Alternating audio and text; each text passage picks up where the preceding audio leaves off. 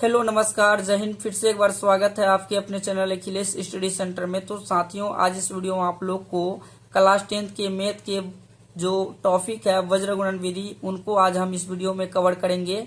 तो वीडियो को बिना स्किप किए लास्ट तक देखना, क्योंकि हम इस वीडियो में आप लोग को पढ़ाने वाले नहीं है बल्कि दिमाग में ठोकने वाले हैं वज्र गुणन विधि को। और वज्र गुणन विधि को हम दिमाग में तभी ठोक पाएंगे जब आप इस वीडियो को शुरू से अंत तक देखिएगा, क्योंकि कई बच्चों का मानना होता है कि सर वज्र गुणन विधि को हम किस तरीके से सोल्व करें। तो ऐसी समस्या यदि आपके सामने भी आता हो तो आपको चिंता करने की आवश्यकता नहीं है। आपको किसी भी प्रकार का कोई भी प्रॉब्लम आती है तो आप हमें नीचे कमेंट करना। उस प्रॉब्लम को अगर सोल्व नहीं कर पाया तो इसका मतलब समझ लेना कि मैं पढ़ाने में असमर्थ हूँ।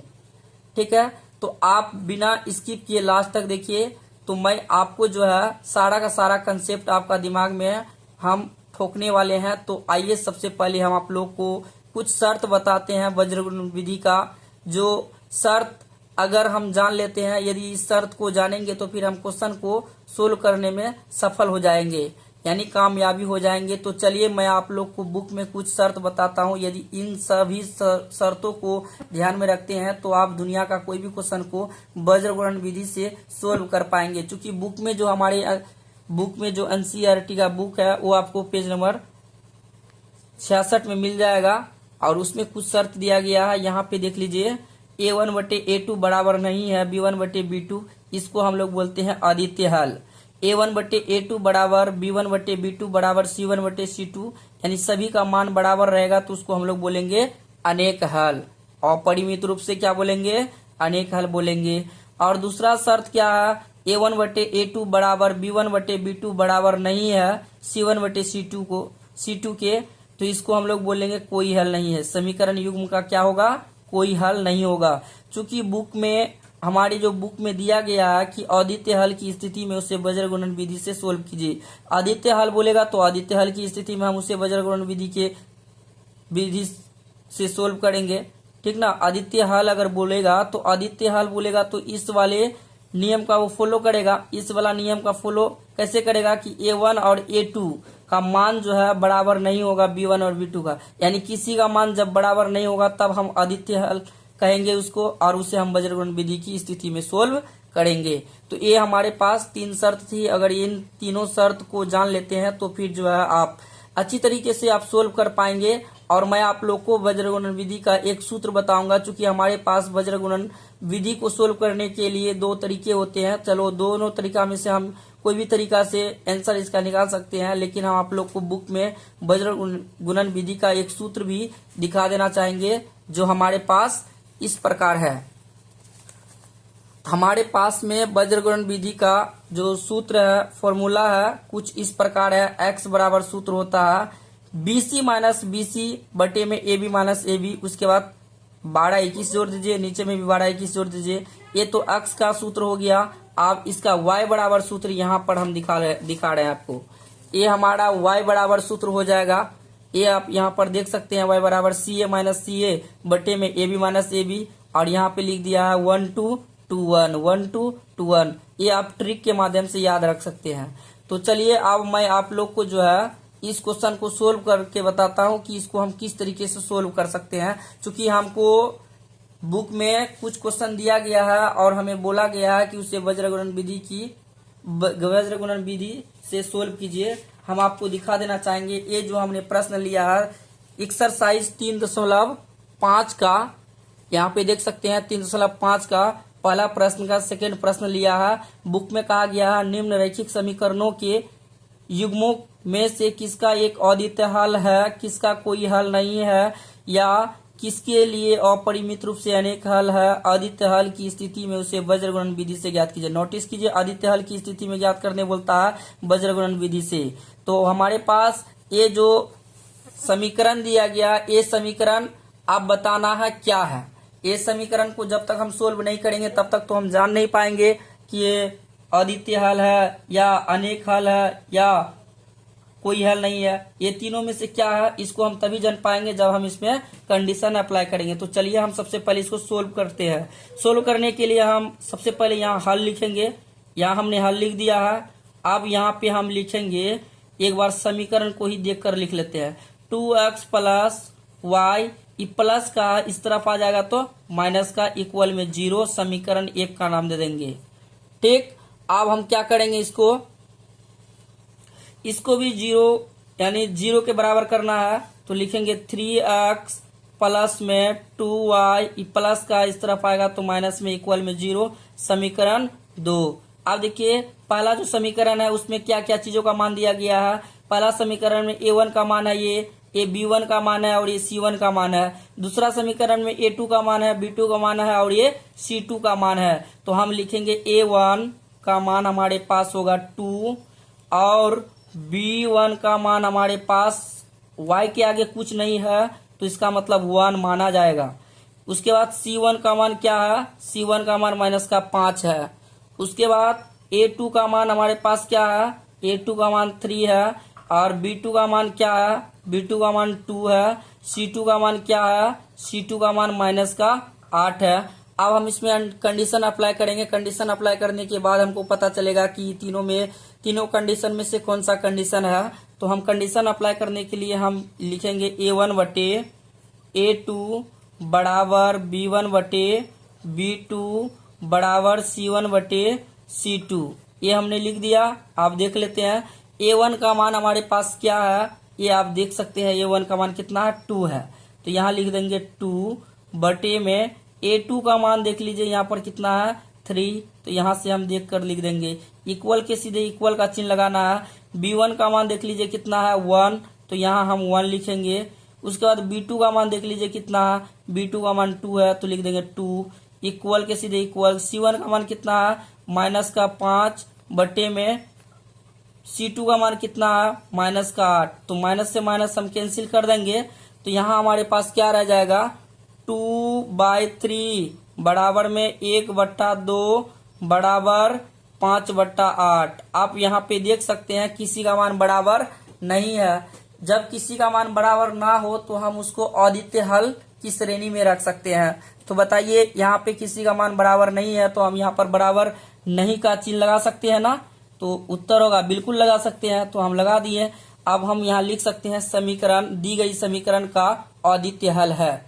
दी गई समीकरण का क्या होगा, अद्वितीय हल होगा। तो यहाँ हम लिख देंगे दी गई समीकरण का अद्वितीय हल है। तो लिखेंगे समीकरण युग्म का अद्वितीय हल है, समीकरण युग्म का अद्वितीय हल है, अद्वितीय हल है। आप देखिए अद्वितीय हल है तो हम इसको वज्रगुणन विधि से सोल्व करेंगे। हम वज्रगुणन विधि का फॉर्मूला जानते हैं। वज्रगुणन विधि का फॉर्मूला अभी हम आप लोग को दिखाए थे। x बराबर फॉर्मूला क्या होता है, तो हम यहाँ पर लिख लेते हैं। x बराबर जो फॉर्मूला होता है BC माइनस BC, याद रखिए, बटे में AB माइनस में AB। ठीक है, यहाँ पे लिखिए 1 2, यहाँ पे 2 1, यहाँ पे 1 2, यहाँ पे लिखिए 2 1। उसके बाद y बराबर भी सूत्र होता है। तो y बराबर सूत्र हमारे पास क्या हो जाएगा, y बराबर सूत्र होगा CA माइनस में CA बटे में AB माइनस में AB। यहाँ लिखेंगे 1 2, यहाँ पे 2 और 1, यहाँ पे लिखेंगे 1 2 2 और 1। तो यहाँ पे फिर क्या होगा, x बराबर b1 का मान देखना है ऊपर में। b1 का मान आपके पास क्या है, तो हम देख लेते हैं b1 का मान कहाँ है। b1 का मान ये है हमारा, b1 का मान 1। तो हम क्या लिखेंगे 1, ब्रैकेट के अंदर मान को रखा जाता है। कभी भी मान अगर रखिएगा तो ब्रैकेट के अंदर रखना है आपको, ठीक ना। मैथमेटिक्स ये कहती है कि किसी का भी मान रखिए तो ब्रैकेट में रखिए। चलिए C2 का मान क्या है, C2 का मान हमारे पास माइनस का 8 है। यहाँ आप देख सकते हैं माइनस का कितना है, 8। तो यहाँ लिख देंगे माइनस का 8, फिर माइनस का चिन्ह है तो माइनस। B2 का मान कितना है, B2 का मान 2 है तो यहाँ लिख देंगे 2 इंटू में C2 का मान कितना है, यहाँ पे C1 का मान चाहिए ना, तो C1 का मान देखेंगे माइनस का 5 है तो यहाँ लिख देंगे माइनस का 5। अपोन में A1 का मान चाहिए तो A1 का मान हमारे पास कितना है, 2 है। ये आप देख सकते हैं 2, तो यहाँ पे हम लिख देंगे 2 और फिर यहाँ बोलता है B2 का मान चाहिए, तो हम यहाँ पे क्या लिखेंगे, B2 का मान लिखेंगे। B2 का मान कितना है, यहाँ पे 2 है, तो यहाँ लिख देंगे 2। फिर माइनस में, माइनस है तो माइनस दे देंगे। A2 का मान देख लीजिए कितना है, A2 का मान 3 है, तो यहाँ लिख देंगे 3। उसके बाद फिर B1 का मान चाहिए, तो B1 का मान हमारे पास 1 है, तो हम यहाँ 1 लिख देंगे। चलिए, ये अक्ष का तुम बैठा दिया, अब y का भी हम बैठाने वाले हैं। y का हम किस तरीके से बैठाएंगे, C1 का मान चाहिए, तो हम C1 का मान बैठाएंगे यहाँ पर। C1 का मान देख लीजिए आपके पास कितना है। C1 का मान हमारे पास में जो है, C1 का मान हमारे पास में कितना है, -5 है, तो यहाँ हम लिख देंगे -5। उसके बाद A2 का मान चाहिए, A2 का मान कितना है, 3 है, तो हम लिख देंगे यहाँ 3। उसके बाद माइनस का चिन्ह है तो माइनस दे देंगे। उसके बाद हमको क्या चाहिए, C2 का मान चाहिए। C2 का मान हमारे पास -8 है, तो हम यहाँ लिख देंगे -8। उसके बाद फिर क्या करेंगे, A1 का मान चाहिए। A1 का मान हमारे पास कितना है, 2 है, तो यहाँ लिख देंगे 2 और बट्टा लगा है तो बट्टा। फिर A1 का मान चाहिए, तो A1 का मान हमारे पास कितना है, A1 का मान 2 है, यहाँ पर देख सकते हैं, तो हम लिख देंगे 2। उसके बाद फिर B1 का मान चाहिए, तो B1 का मान हमारे पास क्या है, 1 है, तो हम लिख देंगे 1। फिर माइनस का चिन्ह है तो माइनस। फिर हमको क्या चाहिए, A2 का मान चाहिए, तो हम A2 का मान यहाँ से देख कर लिख सकते हैं 3, तो यहाँ लिख देंगे 3। उसके बाद इनटू में B1 का मान चाहिए, तो B1 का मान हमारे पास क्या है, तो B1 का मान ये आप देख सकते हैं, B1 का मान कितना है, यहाँ पर 1 है, तो हम यहाँ लिख देंगे 1। अब कुछ करने की आवश्यकता नहीं है, हम सभी चीज देख देख कर लिख लिए हैं। अब इसको हम थोड़ा सा आगे सरल कर लेंगे कि देखिए, हम यहाँ पे x को लिखेंगे, अगर 1 का गुना -8 में करते हैं तो -8 होता है, ठीक। अब देखिए, 2 का गुना -5 में करेंगे तो -10 होगा, माइनस और माइनस क्या हो जाएगा, प्लस, यानी 10 हो जाएगा।